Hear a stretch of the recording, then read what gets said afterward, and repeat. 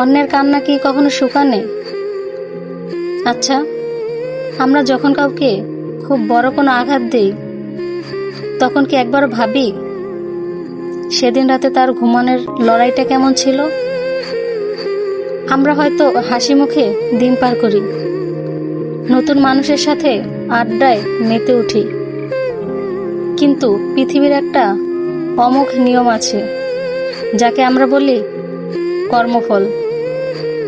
আপনি কারো পৃথিবীটা এলোমেলো করে দিয়ে নিজের পৃথিবীতে বাগান সাজাবেন, প্রকৃতি সেটা কখনোই হতে দিবে না।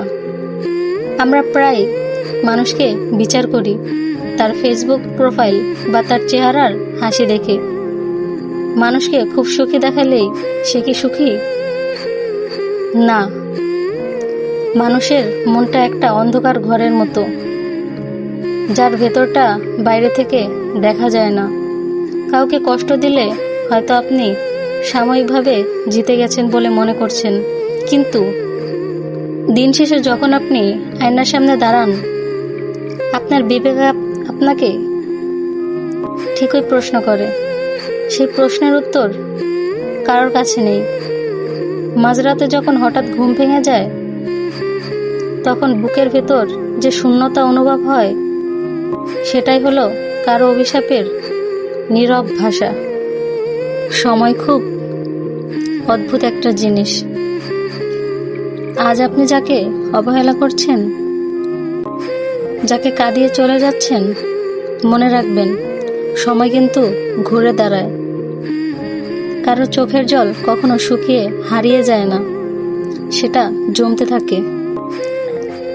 আর যখন সেই জল বাঁধ ভেঙে ফিরে আসে, তখন আপনার সাজানো প্রসাদও খড়কুটোর মতো ফেসে যেতে পারে।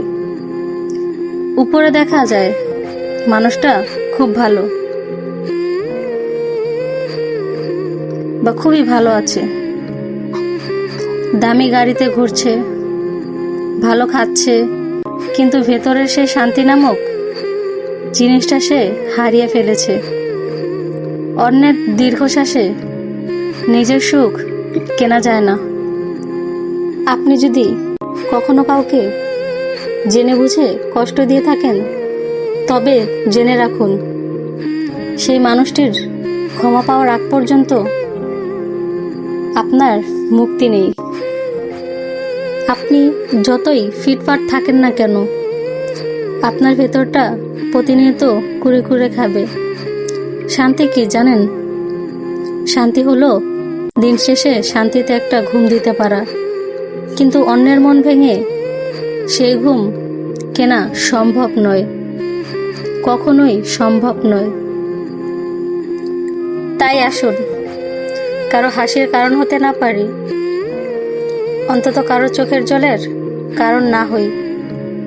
জীবনটা খুব ছোট, কাউকে ঠকিয়ে নিজে বড় হওয়া যায় না।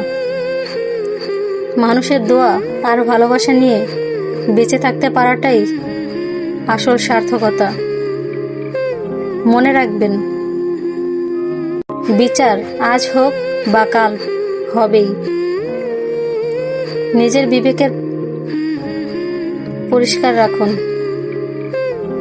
দেখবেন শান্তির জন্য আপনাকে হাহাকার করতে হবে না। ভিডিওটি ভালো লাগলে অবশ্যই শেয়ার করুন।